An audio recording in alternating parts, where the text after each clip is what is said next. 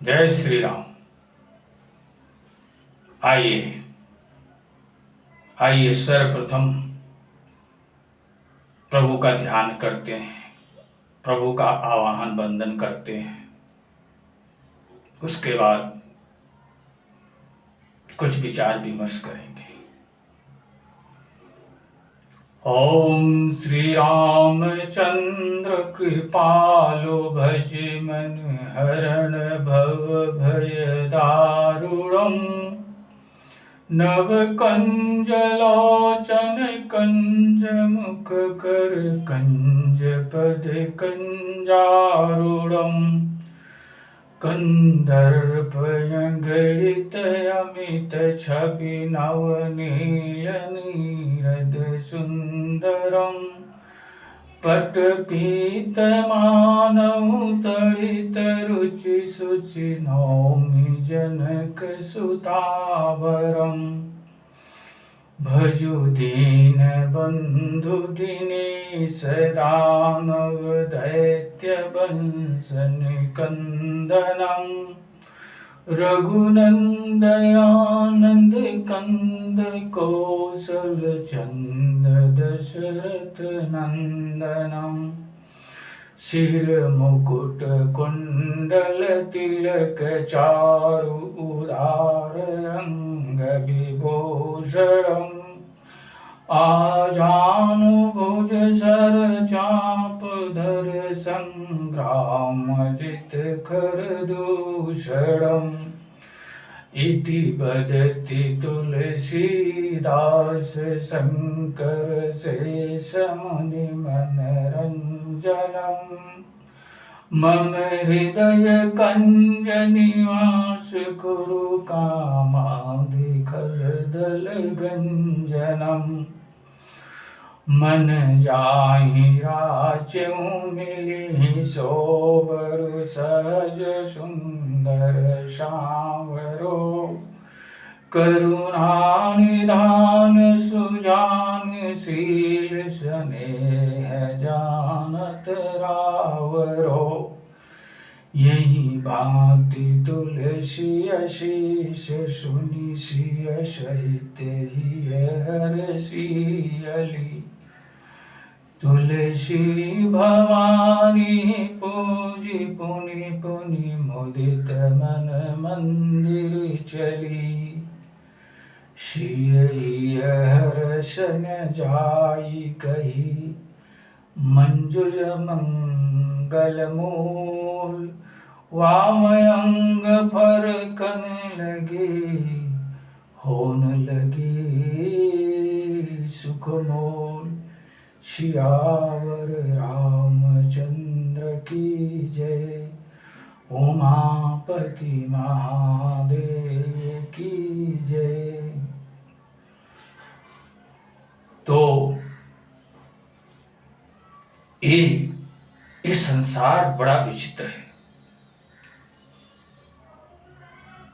यहां आकर के कौन सफल हुआ और कौन असफल हुआ।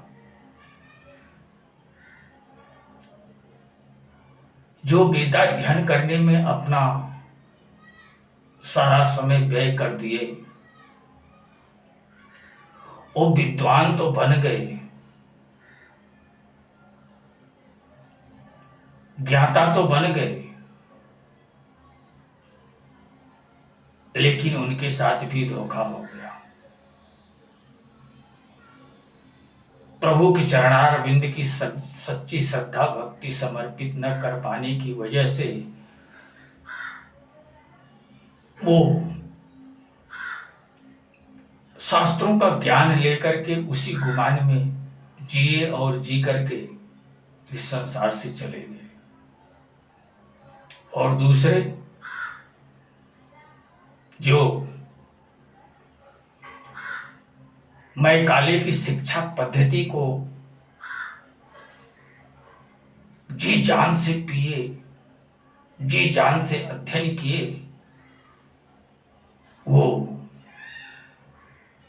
बड़े साहब सूबा बन गए, ऊंचे ऊंचे पदों पर पहुंच गए, बहुत सारी दौलत कमाए, कार कोठी बंगला वाले बन गए, धनवान बन करके गुरूर में खो गए, अंततः वो भी इस संसार में ठगा करके चले गए। अब तीसरे वो लोग जो काम को भी चाहते रहे और राम को भी चाहते रहे, वो न काम को त्याग पाए न राम को त्याग पाए। वो न इधर के हुए न उधर के हुए, लटके ही रह गए। फिर भी वो संसार में पुनः मानव शरीर प्राप्त करने लायक शेष बचे हैं। उद्धार को तो नहीं प्राप्त हुए, लेकिन पुनः इस धरती पर मानव जीवन धारण करके आने की उनकी संभावना है। लेकिन जो विषय भोग में खो गए, जो भौतिकता के रस में सन गए, उनका तो अधः पतन होना सुनिश्चित है। लेकिन जो व्यक्ति सीधा सद्गुरु की शरण में गया और सद्गुरु की सेवा करके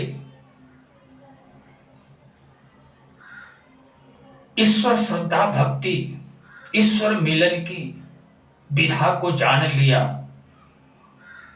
और उस विधा को अपना करके तन्मयता पूर्वक ईश्वर की श्रद्धा भक्ति में संलग्न हो गया, अपने शरीर के दुर्विकारों को तपह की अग्नि में जला करके राख कर दिया, वो निरंतर निर्मल बनते बनते दिव्य अवस्था को प्राप्त हो लिया। और जैसे ही वो दिव्य अवस्था को प्राप्त किया, वैसे ही उसके हृदय में उसका अपना अस्तित्व प्रकट हो गया। प्रभु उसे हृदय प्रदेश में अपनी झलक दिखा करके उसके जीवन को कृतकृत्य कर दिए। उन विद्याध्ययन किया है, उन मैकाले की शिक्षा पद्धति से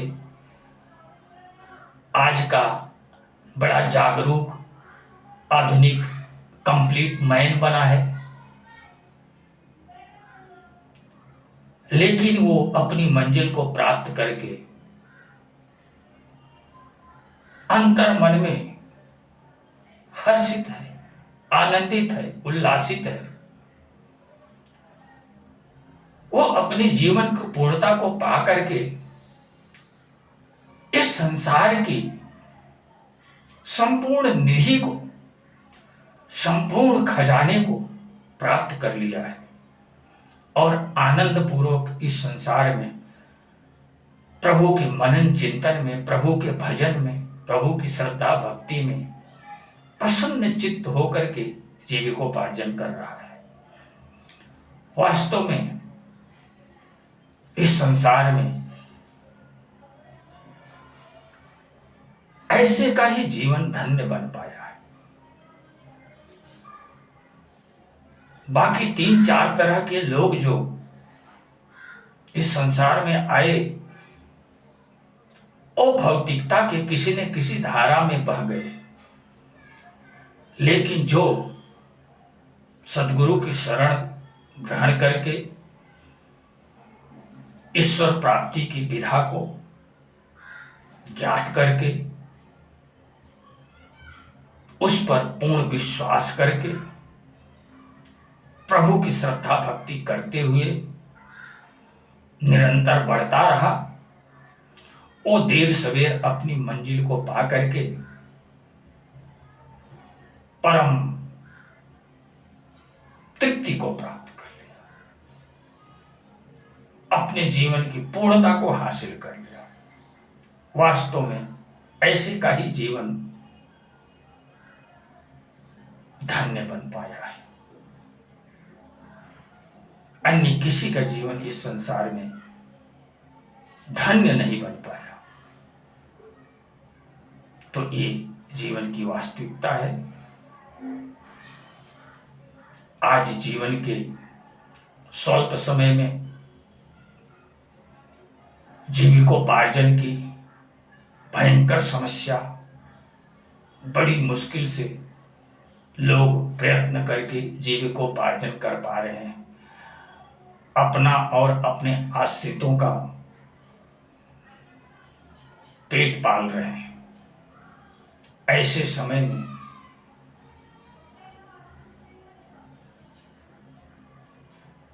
हमारे पास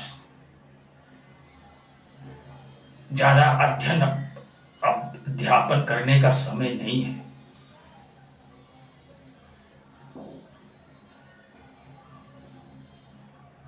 तो इसलिए हमें कम से कम समय में ज्यादा से ज्यादा उन्नतशील बनने की आवश्यकता है। और वो विधा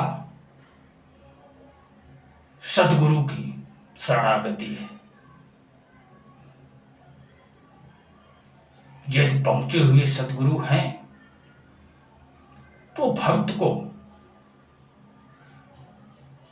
उस विधा द्वारा स्वल्प समय में उसके अपने अस्तित्व का बोध करा देंगे। यही सबसे शॉर्टकट रास्ता है ईश्वर प्राप्ति का। और रास्ते तो बड़े दुर्गम हैं, जिनके द्वारा प्रभु को जान पाना आसान नहीं है। तो इसी के साथ अब मैं अपनी वाणी को विराम देना चाहूंगा। आप लोग स्वयं प्रबुद्ध हो, इसी मार्ग से प्रभु को पाने का प्रयास करोगे तो शायद इसी जीवन में प्रभु को पालोगे। और अगर इस जन्म में प्रभु को नहीं प्राप्त कर सके तो अगले जन्म में निसंदेह आप प्रभु को प्राप्त कर लोगे। तो इसी विधि से आप प्रभु से युक्त होकर के अपने जीवन को पूर्ण बनाने का प्रयास करिए। यही मेरा आपसे कहना है। इसी के साथ अब मैं अपनी वाणी को विराम देना चाहूंगा। जय श्री राम।